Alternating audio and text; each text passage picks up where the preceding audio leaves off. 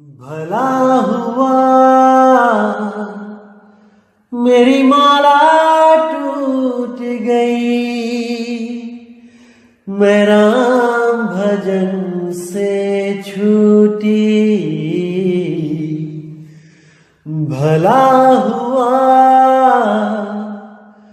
मेरी माला टूट गई, मैं राम भजन से छूटी। मेरे सिर से टली बला, भला हुआ मेरी माला टूट गई, मैं राम भजन से छूटी। मैं राम भजन से छूटी। नमस्कार मेरे प्यारे भाइयों, मेरे परमात्मा के प्यारे जीव हंसों। मैं बंदी छोड़ से सदा यही अरदास करूंगा कि आप सब मेरे भाइयों का विवेक पहले से ज्यादा और ज्यादा और ज्यादा से ज्यादा बढ़ता ही जाए, और ऐसी कोई चीज ना रहे जो 1% भी आपको भ्रमित कर पाए। मैं यही चाहूंगा कि हर चीज क्रिस्टल क्लियर होती चली जाए, एक एक चीज आप समझ जाओ, ताकि आपको सीधा रास्ता दिखाई देने लग जाए। और जितने भी ये अधूरे गुरु आपको गलत रास्तों पे लेके जाते हैं, उनकी आप परख कर पाओ और हर चीज अच्छी तरह समझ के त्याग सको। जितनी भी गलत साधनाएं आपको दी जा रही हैं, इन सब को त्याग के सही साधना का मार्ग पकड़ो, सही साधना करो, ताकि आपको मोक्ष मिले, मुक्ति मिले, इस भव सागर से हमेशा के लिए पीछा छूट जाए और हमेशा हमेशा के लिए अपने निज नाम, अपने निज स्वरूप में, उस आत्म रूप में स्थित हो जाओ, ताकि दोबारा वापस किसी भी शरीर में ना आना पड़े। इसलिए जल्दी से जल्दी हमें सत्य को जान लेना चाहिए और उसको पाने के लिए पूरी लगन से भक्ति करनी चाहिए और सारे जन्मों के जन्म मरण के बंधनों को तोड़ के हमेशा के लिए मुक्त हो जाना चाहिए। इसी चीज को समझाने के लिए आज हम जो वाणी लेंगे, बहुत प्यारी वाणी है, पूरे ध्यान से समझना है। तो क्या कहती है वाणी? अमर मूल का करे विचारा, धर्मदास सो शिष्य हमारा, और ग्रंथ बहुत में भाखा, अमर मूल की है सब शाखा। यानी हे धर्मदास, जो मेरे इस अमर मूल की वाणी पे विचार करेगा, वही मेरा विवेकी शिष्य होगा धर्मदास। और जो मूल ज्ञान को ना समझ के केवल पवित्र ज्ञान को ही सत्य मानेंगे, होंगे तो वो मेरे ही भगत, लेकिन वो कभी मुक्ति को प्राप्त नहीं कर पाएंगे, क्योंकि मुक्ति केवल मूल ज्ञान से मिलती है, पवित्र ज्ञान से नहीं। पवित्र ज्ञान तो एक पटरी की तरह है जिसको बिछाया जाता है, और मूल ज्ञान एक ट्रेन की तरह है जिस पे सवारी की जाती है। ट्रेन के बिना कोई कहीं नहीं पहुंच सकता, कितनी ही पटरियां बिछा दी जाएं। इसलिए जो बिल्कुल नया भगत होता है, उसको पवित्र ज्ञान समझना चाहिए, जरूर पढ़ना चाहिए। अनुराग सागर पढ़नी चाहिए, कबीर सागर पढ़नी चाहिए, कोई और संत महात्मा जो ग्रंथ लिखते हैं वो भी पढ़ने चाहिए जहां पे कबीर वाणी आती है। इसीलिए कई लोग मुझे कहते हैं, 12वें पंथ के शिष्य मैसेज भी आते हैं मुझे कई, कि हमने जब से आपका ज्ञान सुना है, हमारा मन उस 12वें पंथ की जो भक्ति विधि है, जो जोत जलाना है और देवी देवताओं के मंत्र जपने हैं, उसमें हमारा मन नहीं लगता। अब हम क्या करें? और अब हमारा मन पुस्तक सेवा में भी नहीं लगता। जो हम घर घर जाके पुस्तकें बांटते थे, अब मैं नहीं जाता वहां पुस्तक सेवा करने। तो मैं हमेशा उनको यही कहता हूं, मेरे भाई, ये सेवा छोड़नी नहीं है।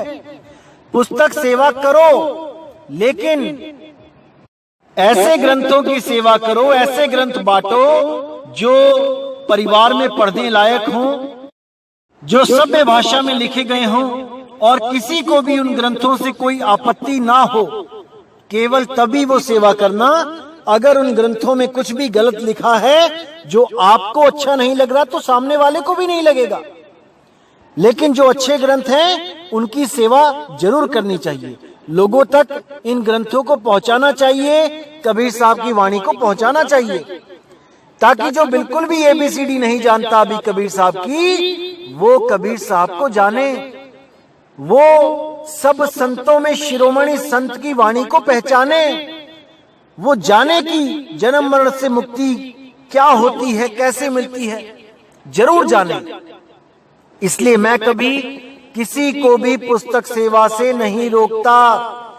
भले कोई कितनी ही हमें गालियां देता है कि ये हमारी संगत तोड़ देता है, ये हमारे संगत में भ्रमणा फैला देता है, ये ऐसी बातें करता है कि हमारी संगत टूट के इसके पास चली जाती है, कितना ही कोई कुछ बोले, लेकिन मैं कभी किसी को सेवा में रोक टोक नहीं करता।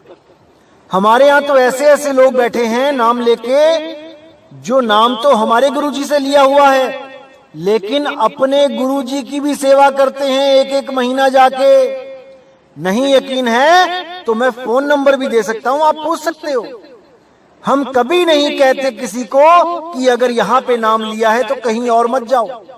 अरे कहीं भी जाओ, लेकिन अपने सत्य ज्ञान में दृढ़ होके जाओ, अटल होके जाओ। बल्कि अपनी संगत में जहां आप जा रहे हो, जो पुरानी संगत है आपकी, आप वहां पे जाके उन जीवों को भी चेताओ, तभी तो वो लोग भी निकल पाएंगे ना वहां से। इसलिए मेरे भाई, सेवा के लिए कोई मनाही नहीं है। कोई मुझे स्पेशल मैसेज करके ना पूछे, आप सेवा खुली कर सकते हो, जीवों की सेवा है, कर सकते हो, मैं कभी मना नहीं करता। तो क्या कहती है वाणी? और ग्रंथ बहुत में भाखा, अमर मूल की है सब शाखा। यानी मैंने बहुत से ग्रंथ भाके हैं, लेकिन वो पवित्र ज्ञान है। जो मैंने मूल ज्ञान दिया है वो शब्द का ज्ञान बहुत ही गुप्त है, कहीं कहीं पे दिया है और कोड वर्ड में दिया है। उसको कोई अज्ञानी गुरु नहीं खोल सकता, उन वाणियों को कोई खोल ही नहीं सकता। केवल भेदी सतगुरु के बिना कोई नहीं खोल सकता। और वो भेदी सतगुरु केवल और केवल बंदी छोड़ कबीर हैं। वही आके इस दुनिया में जब ज्ञान समझाते हैं तभी समझ आता है, नहीं तो किसी की इतनी हैसियत नहीं कि बंदी छोड़ कबीर साहिब की वाणियों को सटीक खोल के दिखा दे। कोई नहीं खोल सकता, क्योंकि ऐसे ऐसे कोड वर्ड लगे हैं कि कोई नहीं खोल सकता, कोई भी नहीं, सिवाय केवल उनके, केवल शब्द गुरु के कोई नहीं खोल सकता, कोई नहीं। तो कहते हैं, अमर मूल का करे विचारा, धर्मदास सो शिष्य हमारा। और ग्रंथ बहुत में भाखा, अमर मूल की है सब शाखा। ये जितने भी बाकी ग्रंथ हैं, ये अमर मूल की ही शाखा है। अमर मूल को पहचान लो तो समझो सबका मूल ज्ञान आपके समक्ष है। आप मूल को जान जाओ। शाखा पत्र सबे लपटाना, अमर मूल काहू नहीं जाना। अमर मूल धर्मन सुन लेहू, यही संदेश हंसन कही देहू। यानी शाखा पत्र यानी कि टहनियों में, पत्तों में सभी लिपटे पड़े, लेकिन अमर मूल को कोई नहीं जान पा रहा है कि अमर मूल क्या है।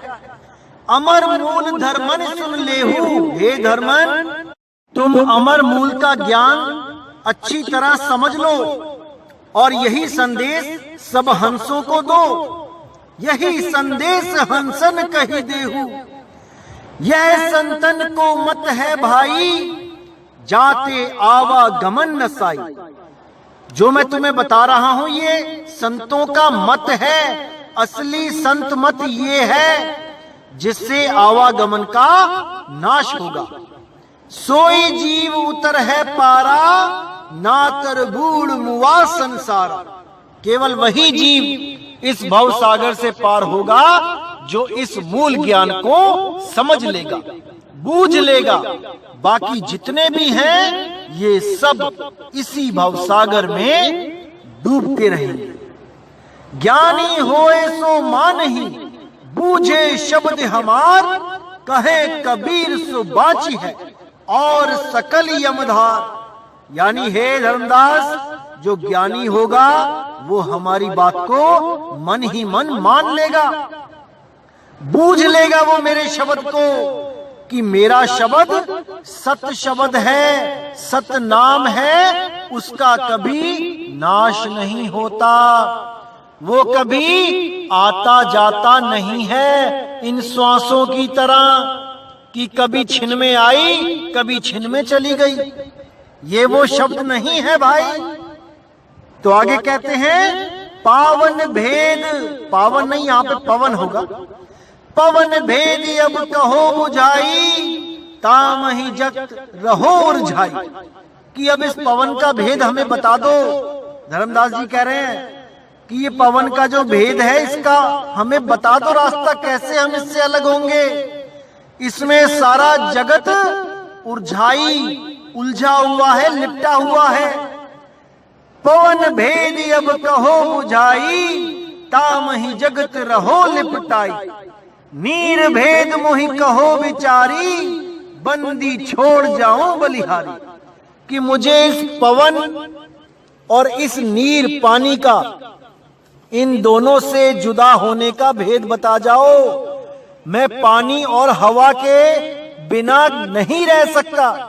जीव अवस्था में कोई नहीं रह सकता हवा और पानी के बिना। लेकिन आत्म स्वरूप में आपको पानी और हवा की जरूरत ही नहीं है, क्योंकि आत्मा अमर है। आत्मा बिना पानी और हवा के रह सकती है। लेकिन इसको जीव बना के ऐसा भ्रमित कर दिया गया है पानी और हवा में कि ये अपनी आयु गिनती है कि कितने साल बीत गए और कितने बचे हैं। और कैसे गिनती है? श्वासों के द्वारा। श्वासों के द्वारा जो आयु दी गई है उसी में उलझी हुई है।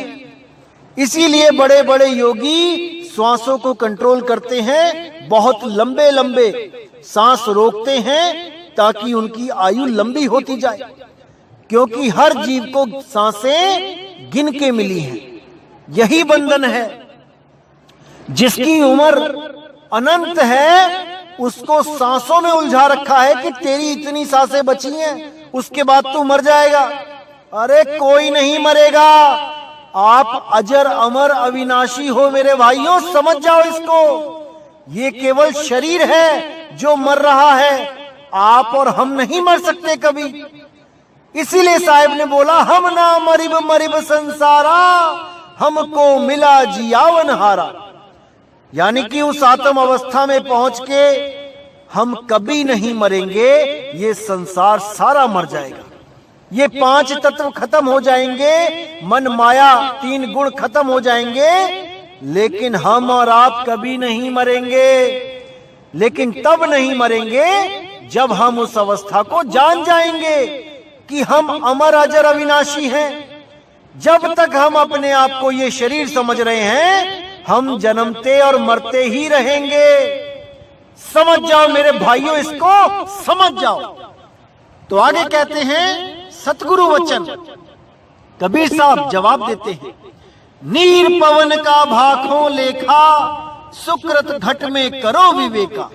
हम टकसार ग्रंथ यक भाखा, नीर पवन ताही मां राखा। एही माही रहे लिपटाई, नीर पवन महा रहे भुलाई। यानी कि नीर पवन का भाखों लेखा। हे धर्मदास, मैं तुम्हें समझाता हूं कि इसका लेखा जोखा क्या है। इस नीर और पवन से कैसे छुटकारा पाया जा सकता है। नीर पवन का भाखो लेखा, सुकृत घट में करो विवेका। हे सुकृत, अपने घट में यानी अपने मन में विचार करो, विवेक लगाओ। जो मैं तुम्हें बता रहा हूं उसको अच्छी तरह समझो।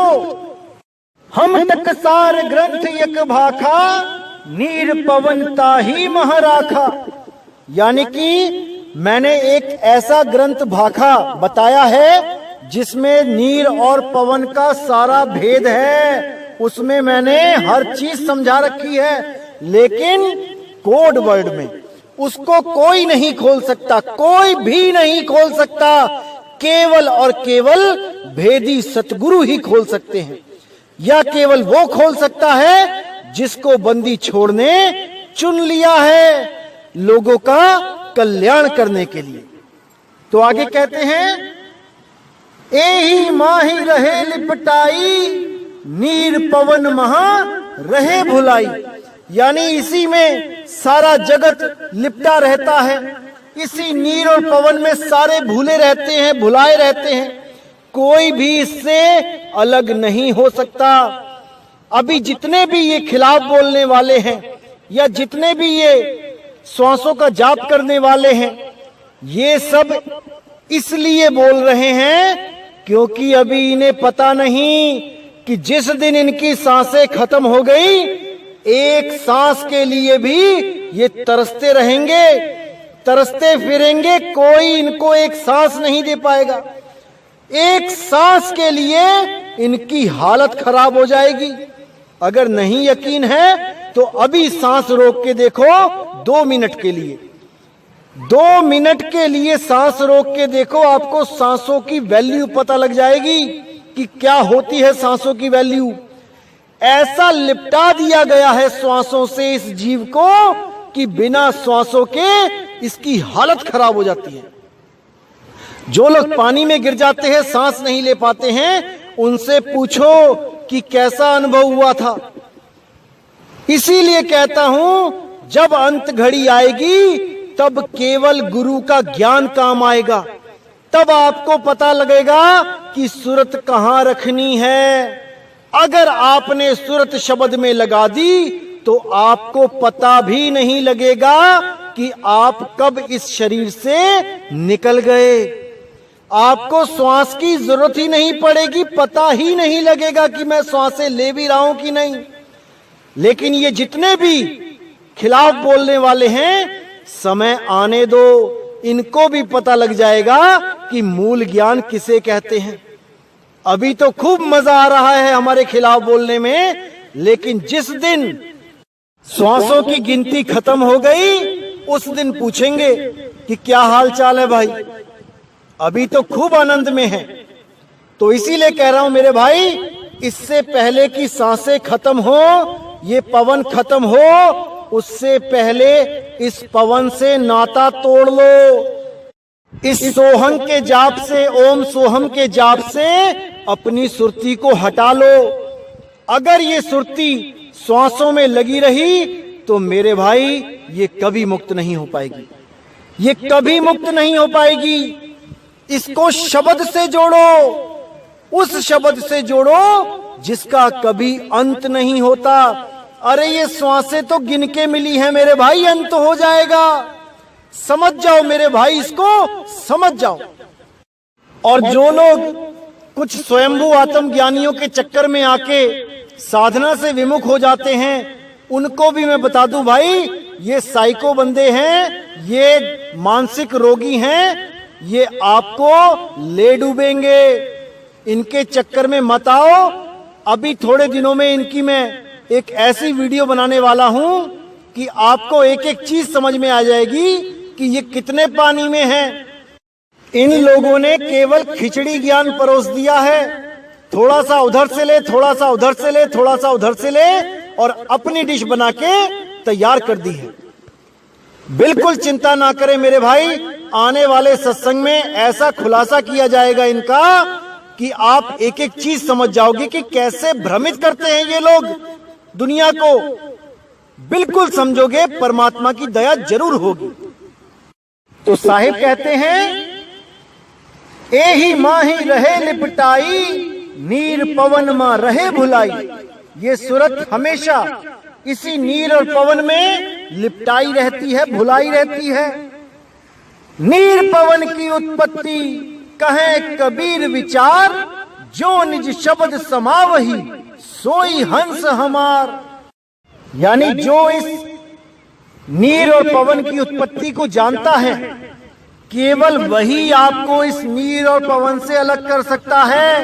कहें कबीर विचार, कबीर साहब विचार करके बता रहे हैं, जो निज शब्द समावही सोई हंस हमार। इस सोहंग सोहंग को छोड़ के, इस ओम सोहंग को छोड़ के, इस कोहंग वो हम को छोड़ के, इन श्वासों के अजपा जाप को छोड़ के, जो निज शब्द को जान लेता है, जो निज शब्द में समा जाता है, सोई हंस हमार।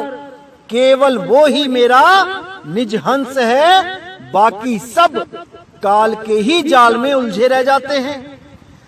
तो साहिब कहते हैं, सार शब्द में कीन नवेरा, नहीं माने सो जम को चेरा। गर्भवास जन्म सो धरई, जो यह लेखा बाहर पर। कितना क्लियर बता दिया साहिब ने कि सार शब्द में कीन नवेरा, मैंने सार शब्द का निबेड़ा कर दिया है। अभी भी अगर कोई ना जाने ना माने तो मेरे भाई वो जम को चेरा। नहीं माने सो जम को चेरा, वो जम का ही चेला है, वो काल का ही दूत है। गर्भवास जन्म सो धरई, जो यह लेखा बाहर पड़े। गर्भ में वही जन्म लेगा जो मेरे इस लेखे से बाहर जाएगा, यानी मेरे इस कहने से जो बाहर चला जाएगा। जो निज नाम, सार नाम, अखंड नाम, अबोल नाम, अडोल नाम का सिमरन नहीं करेगा, वो मेरे लेखे से बाहर है। वो गर्भ में जाएगा ही जाएगा, कोई नहीं रोक सकता उसको, कोई नहीं। तो इसीलिए मेरे भाइयों, केवल और केवल सार शब्द का सिमरण करना है। ये जाप अजपा अनहद को त्याग देना है। अरे जाप मरे अजपा मरे, अनहद भी मर जाए, सुरत समाए शब्द में वाको काल न खाए। इस सुरती को केवल और केवल शब्द में रखना है, तभी हम काल जाल से बच सकते हैं। नहीं तो सब के सब यहीं आते जाएंगे, मरते जाएंगे, जन्मते जाएंगे। तो मेरे भाई, इस बात को अच्छी तरह गांठ बांध लो कि बिना गुरु के मुक्ति नहीं होती है, बिना गुरु के शब्द का भेद नहीं मिलता है। ग्रंथों में केवल नाम लिखा मिल सकता है कोड वर्ड में, उसको खोल नहीं सकते। ग्रंथ खोलने के लिए एक जीवित भेदी गुरु की जरूरत पड़ती है, तभी आपका काम बनेगा। अन्यथा आप भी बाकी जानवरों की तरह जैसे दुनिया में आए वैसे ही अपना जन्म भोग के वापस चले जाओगे। कोई फायदा नहीं होगा आपके इंसान होने का अगर आपने सार शब्द का भेद नहीं प्राप्त किया। इसीलिए साहिब ने कहा, शब्द शब्द बहुअंतरे, सार शब्द मत लीजे। कहें कबीर जहां सार शब्द नहीं, दृग जीवन सो जीजे। कि बहुत से शब्द हैं, अनंतों शब्द हैं इस दुनिया में, लेकिन तुम्हारा कल्याण केवल सार शब्द से होगा। और जहां पे सार शब्द नहीं है वहां जीवन पे धिक्कार है, धिक्कार। दृग जीवन सो जीजे, ऐसे जीवन पे धिक्कार है जो बिना सार शब्द की साधना किए एक एक पल बर्बाद कर रहे हो। तो मेरे भाई, ये समय वापस नहीं आएगा। इस समय का हमने पूरा लाभ उठाना है और केवल सार शब्द को अपनाना है। इस जीवन का एक ही लक्ष्य है, सार शब्द। उसके बिना कुछ नहीं, कुछ नहीं। मिट्टी की ढेरी है, ढह जाएगी। इससे पहले कि ढह जाए, इसको लेखे लगा लो मेरे भाई, लगा लो। उस मालिक का सिमरण करो और इस जंजाल से निकलो। कुछ नहीं मिलेगा इस दुनिया में सिवाय दुख के, अनादर के और गम के। कुछ नहीं मिलेगा। अभी हम सोचते हैं कि हम सुखी हो जाएं, हम थोड़ा सा पैसा खर्च के कोई चीज घर ले आते हैं, कुछ दिन वो नई होती है तो मन लगा रहता है, थोड़े दिन बाद वो कूड़े में पड़ी होती है, कोई देखता तक नहीं उसकी तरफ, और फिर हमारे मन में कोई नई इच्छा जागृत होती है, हम उसके पीछे लग जाते हैं। ऐसे ही करते करते करते सारा जीवन बीत जाता है, लेकिन संतुष्टि नहीं मिलती। उस संतुष्टि ना मिलने का कारण केवल एक है, वो है परमात्मा। जब आपको परमात्मा का अनुभव हो गया, परमात्मा का साक्षात्कार हो गया, उसके बाद आपकी तृष्णा सदा सदा के लिए खत्म हो जाती है मेरे भाई। उसके बाद आपको कुछ नहीं चाहिए होता। जो वो दे देता है वही सिर मत्थे लगा के भोग लेते हैं।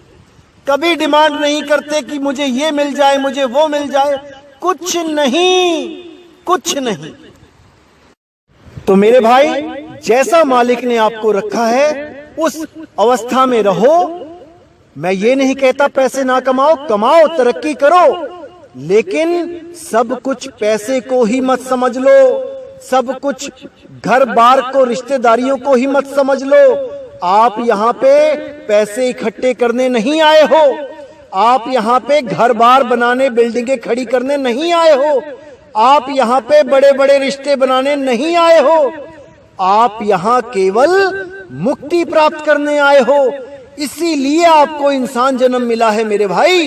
इसको लेके लगा लो, गुरु की भक्ति करो, गुरु की शरण में आओ और अपना कल्याण करो। इससे पहले कि काल दाव खेल जाए, उसके सारे दाव पे जान के उसको मात देने वाला दाव जान लो, वही काम आएगा, अन्यथा कोई गुरु काम नहीं आएगा। केवल वो दाव जानना है जिससे काल को खत्म करना है, काल को हराना है। इसीलिए साहिब ने बोला, गुरु गुरु में भेद है, गुरु गुरु में भाव, सोई गुरु नित बंदिए, जो शब्द बतावे दाव। जो सार शब्द उस दाव का लखाव कर दे, वही गुरु सतगुरु है। बाकी जितने गुरु हैं ये केवल नाम के गुरु हैं, काम के नहीं मेरे भाई, काम के नहीं। तो इसलिए अपने जीवन का कल्याण करो, सतगुरु की खोज करो। और जो गुरु सोहंग से तुम्हारी सूरत को लगा देते हैं, उनसे जल्दी से जल्दी दूर हो जाओ, उनको जल्दी से जल्दी त्याग दो। इस श्वासों के जाल को तोड़ने के लिए, इस सूरत को सोहंग से अलग करने के लिए साहिब ने वाणी में साफ बोला कि सोई संत सतगुरु सुखदासा, अजर पुरुष जहां अजर प्रकाशा, अनंत कोट जाको पार न पावे, को अस दूसरे गुरु कहावे। हम तुम नारी पुरुष सब माही, जहां है सोहंग हम तहां नहीं। बिल्कुल साफ क्लियर कर दिया साहिब ने कि जहां पे भी सोहंग का जाप होगा, वहां मैं नहीं मिलूंगा, वहां मैं होऊंगा ही नहीं। क्योंकि जहां मैं होऊंगा, वहां पे सोहंग पे विचार करवाया जाएगा कि सोहंग क्या है, किस अवस्था को सोहंग अवस्था कहा जाता है। ओ हम सोहम तत्व विचारा, बंक नाल में किया संहारा। उस पे विचार करना है मेरे भाई, जपना नहीं है। इसको समझ लो मेरे भाई, समझ लो। और जो लोग सोहंग सोहंग जपते हैं, उनके लिए साहिब ने साफ बोला, जो जन होंगे जोहरी, रतन लेंगे बिलगाए, सोहंग सोहंग जपी मुआ, मिथ्या जन्म गवाए। लेकिन यह भी सच है कि कबीर साहब की वाणियों में सोहंग का जिक्र आता है, ज्यादातर वाणियों में आता है।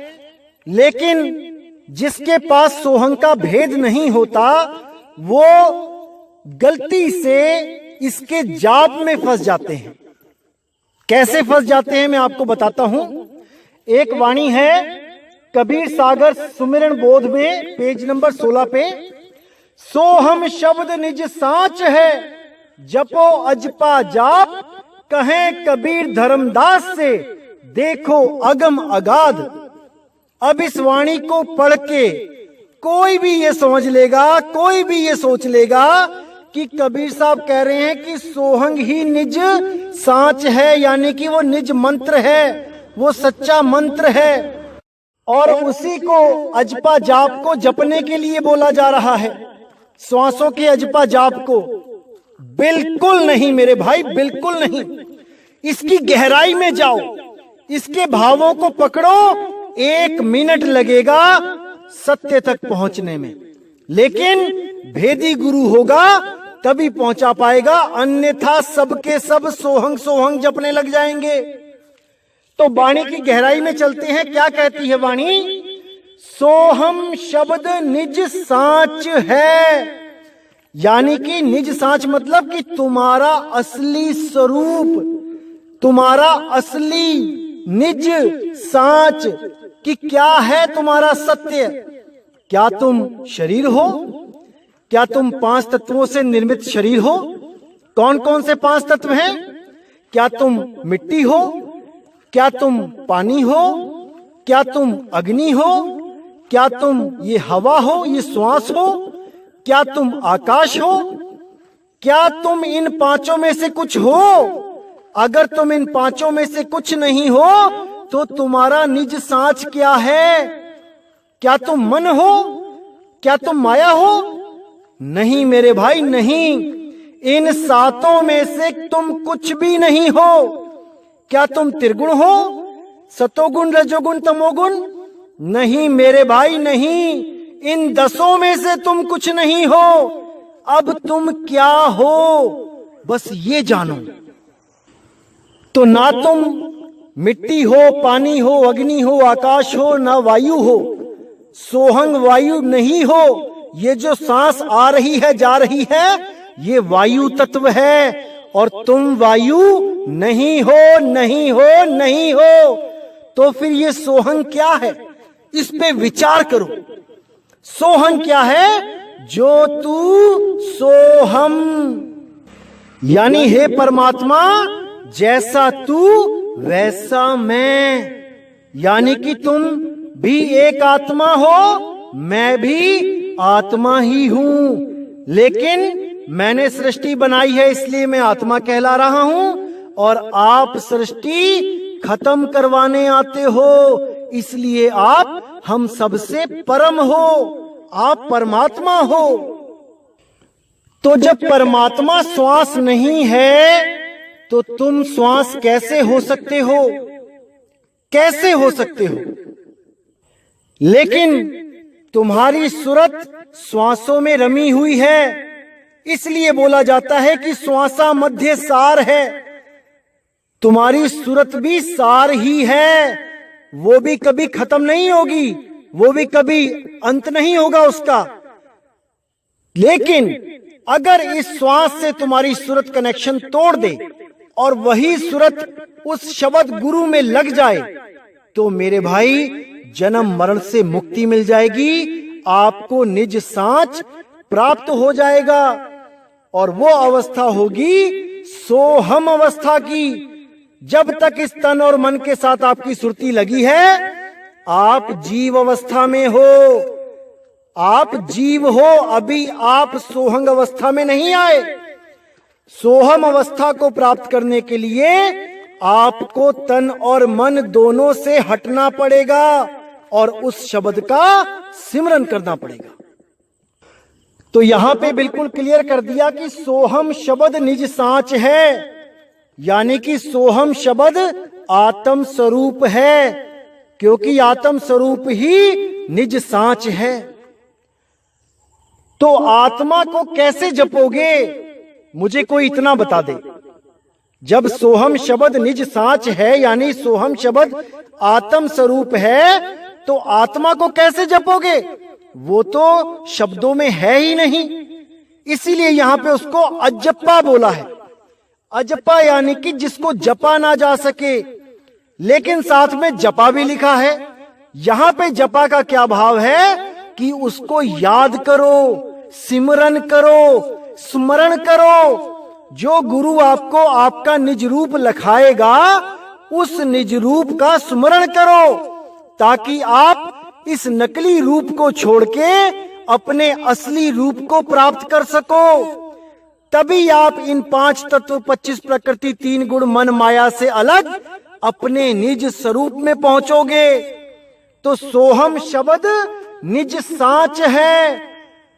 सिमरन करो उस अजपा रूप का। कहें कबीर धर्मदास से, देखो अगम अगाध, फिर तुम उस अगम अगाध अवस्था को पहुंच जाओगे। उस अवस्था में ऐसे रम जाओगे कि इस देह की जरूरत ही नहीं रहेगी। जब देह से न्यारे ही हो जाओगे तो देह की जरूरत कभी पड़ेगी ही नहीं। तो इस तरह हमेशा हमेशा के लिए आप देह से न्यारे हो जाओगे। इसी को जन्म मरण से मुक्ति कहते हैं। इसी निज सांच को प्राप्त करने के लिए ही हम गुरु धारण करते हैं, हम संतों की शरण में जाते हैं। लेकिन ये अधूरे गुरु हमें सोहंग सोहंग जपवा देते हैं। यही इन लोगों का दोष है और यही इन लोगों को नरकों में लेके जाता है। मैं आपको आने वाली ऑडियोज में बताऊंगा कि इन गुरुओं का क्या हाल होता है, कैसे ये लोग नरकों में, कढ़ाओं में तले जाते हैं, क्योंकि इतने लाखों जीवों का सत्यानाश कर देते हैं, उनका जन्म बर्बाद कर देते हैं। तो परमात्मा इनको भी कभी नहीं बचाता। केवल कुछ धन के लालच में, कुछ मान अभिमान के लालच में, कोई ऊंची ऊंची पदवियों के लालच में, ये सब इसी लालच में खुद तो उलझे ही रहते हैं और मोहरा बना लेते हैं आप सबको। आप सबके द्वारा ये महान कहलाते हैं, ये राजा महाराजा कहलाते हैं। एक बाबा तो ऐसा है हमारे भारत में जिसको इंग्लैंड में लोग कहते हैं कि he is the king of India. नाम नहीं बोलूंगा, लेकिन उनकी संगत अच्छी तरह समझती है मैं किसके बारे में बोल रहा हूं। ये लोग राजे महाराजे कहलाते हैं भारतवर्ष के, सतगुरु नहीं है ये लोग। समझ जाओ मेरे भाइयों, इसको समझ जाओ, तभी कल्याण होगा, तभी जन्म मरण से मुक्ति होगी, जब हम इन राजाओं महाराजाओं के चक्कर से बाहर आएंगे। 150, 500, 1000 किले में तो इनके छोटे छोटे आश्रम हैं, और जो बड़े बड़े आश्रम हैं उनकी तो गिनती भूल जाओ। उसके बाद गरीबों के लिए वही रूखी सूखी दाल रोटी लंगर वाली, और अमीरों के लिए बड़े बड़े कैफे खोल रखे हैं, भोजन भंडार खोल रखे हैं, स्नैक बार खोल रखे हैं। अमीरों के लिए, एनआरआई लोगों के लिए बढ़िया बढ़िया हॉस्टल रहने के लिए, रात गुजारने के लिए बढ़िया बढ़िया पलंग गद्देदार, और जो बेचारी गरीब जनता है उनके लिए खुली शेड बना रखी है। रातों में ठिठुरते रहते हैं बेचारे। अरे मेरे भाई, जब परमात्मा ने कभी भेदभाव नहीं किया गरीब और अमीर में, तो तुम लोग कैसे भेदभाव कर सकते हो, वो भी सतगुरु बनके। शर्म आनी चाहिए, शर्म। परमात्मा का नाम लेके पहले भीड़ इकट्ठी करो, फिर उनमें गरीबी और अमीरी की दरार डाल दो। यही सीखा है क्या संतों से? यही शिक्षा मिली थी क्या कि गरीब का बच्चा बेचारा देखता रहे अमीर के बच्चे की मुंह की तरफ? वो तो पिज्जा बर्गर छोले भटूरे खा रहा है अमीर का लड़का, और गरीब का लड़का बेचारा उसका मुंह देख रहा है। आखिर क्यों? क्योंकि उसके गुरु को अरबों खरबों की जो डोनेशन मिल रही है, जो चढ़ावा चढ़ रहा है, वो पैसा उसको जमीन खरीदने में ज्यादा अच्छा लग रहा है। जमीनें खरीद के बड़े बड़े आश्रम बनाने में उसका मन लगा हुआ है। वो पैसा वो अपनी संगत में एक दिन भी फ्री नहीं खिला सकता, स्नैक बार में एक दिन भी छुट्टी नहीं दे सकता कि आज के दिन केवल गरीब संगत आके यहां पे वो चीजें खाएगी जो वो नहीं खा सकते हैं गरीबी के कारण। बिना पैसों के वो नहीं खा सकते हैं। आज वो लोग यहां पे आके खाएंगे और आज अमीर उनकी सेवा करेंगे, अमीर उनके बर्तन धोएंगे। ऐसी कोई प्रथा किसी गुरु ने नहीं चलाई। सबके सब धंधे बना रखे हैं। दुनिया भर का पैसा आता है, उठा के जमीनें खरीदते रहो, उठा के सत्संग घर बनाते रहो। अरे ये पैसा वो अपनी मेहनत से दे रहे हैं, उसको संगत पे ही लगाओ, ना कि जमीनें खरीद के अपने आप को टॉप 10 करोड़पति अरबपति गुरुओं में शामिल करना टारगेट है यहां पे। समझ जाओ इस बात को, कहीं देर ना हो जाए, क्योंकि परमात्मा सबका लेखा जोखा रखेगा। हर चीज नापी तोली जाएगी। कोई इस गलत फहमी में ना रहे कि मैं तो गुरु गद्दी पे बैठ गया हूं तो मेरा हिसाब किताब खत्म। ऐसा नहीं है मेरे भाई। एक डाल दो पंछी बैठे, एक गुरु एक चेला। गुरु की करनी गुरु भरेगा, चेले की करनी चेला। तो गुरु को भी समझना है कि उसका फर्ज क्या है, इस दुनिया में वो क्यों आया है। यहां पे बिल्डिंगें खड़ी करने नहीं आया है, यहां संगत की सेवा करने आया है, उनको सही रास्ता दिखा के यहां से निकालने आया है। तो ये काम करो मेरे भाई, उस गलत रास्ते पे मत चलो। परमात्मा केवल अमीरों में नहीं रहता कि अमीरों की सेवा करने से ही परमात्मा खुश हो रहा है। परमात्मा गरीबों में भी निवास करता है भाई, उनकी भी सेवा करनी चाहिए। सारा घर बार छोड़ के सबसे ज्यादा गरीब ही सेवा करने के लिए आते हैं इन गुरुओं की। और ये गुरु क्या करते हैं उन गरीबों के साथ? केवल लंगर की एक सूखी रोटी और दाल खिला के उनको भेज देते हैं। पूरा पूरा दिन ये गरीब काम करते हैं, टोकरी ढोते हैं वहां पे गुरु की सेवा में। एक एक बंदे से 500-500 रुपए दिहाड़ी के हिसाब से इन गुरुओं को फायदा होता है। और क्या देते हैं ये गुरु? केवल एक लंगर की रोटी। और अमीरों को बढ़िया बढ़िया आलीशान गद्दों वाले सेज, बढ़िया बढ़िया हॉस्टल रहने के लिए बढ़िया बढ़िया खाना देते हैं, क्योंकि वहां से इनको डॉलर मिलते हैं। उन एनआरआई लोगों से इनको पाउंड मिलते हैं, दीनार मिलते हैं।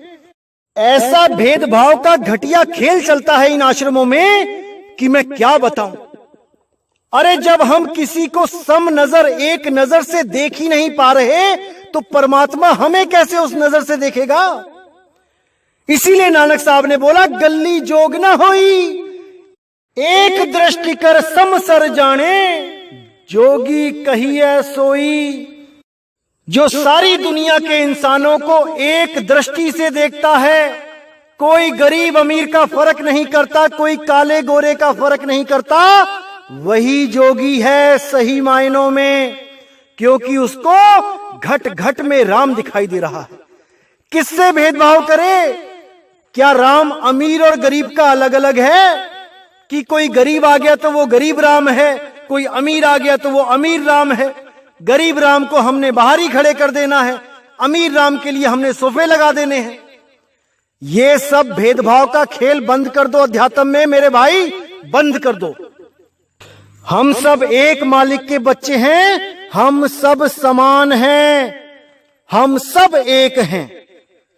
साहिब बंदगी।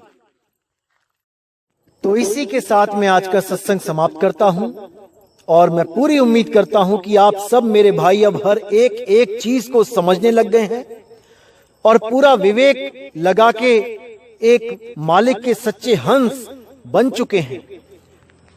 और जितने भी ये कालदूत हैं, ये भ्रमित करने वाले लोग हैं जो आपको भ्रमित कर रहे हैं, अब आप इनको भी जवाब देने लायक हो चुके हैं। इनको भी आप समझा सकते हैं कहां पे ये गलती करते हैं, इनको आप सुधार सकते हैं। अभी ये आपका फर्ज बन चुका है, क्योंकि आप भी ज्ञान समझ चुके हैं।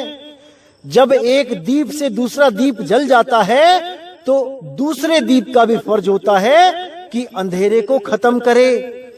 ये जितने भी लोग हमारे खिलाफ जो चैनल बनाते हैं, जहां पर भी वो गलत बताते हैं, आप उनको सही करो, उनको समझाओ कहां पे वो गलती कर रहे हैं, तभी तो वो समझेंगे ना मेरे भाई। अगर हम उनसे नाराज होके हम उन्हें गालियां देंगे, हम उन्हें गलत बोलेंगे उनके कमेंट बॉक्स में, तब बात नहीं बनने वाली। उनको प्रेम से समझाओ वो कहां गलती कर रहे हैं, क्योंकि हैं तो वो भी परमात्मा के ही जीव, केवल गुरु धारण ना करने के कारण गलत रास्ते पे निकल गए हैं। उनको समझाना भी हमारा फर्ज है। तो इसीलिए मेरे भाई बड़े प्रेम से समझाइए, जरूर समझाइए। अगर वो अपनी वीडियोस में मुझे गलत बोलते हैं, मुझे गाली देते हैं, तो कोई बात नहीं।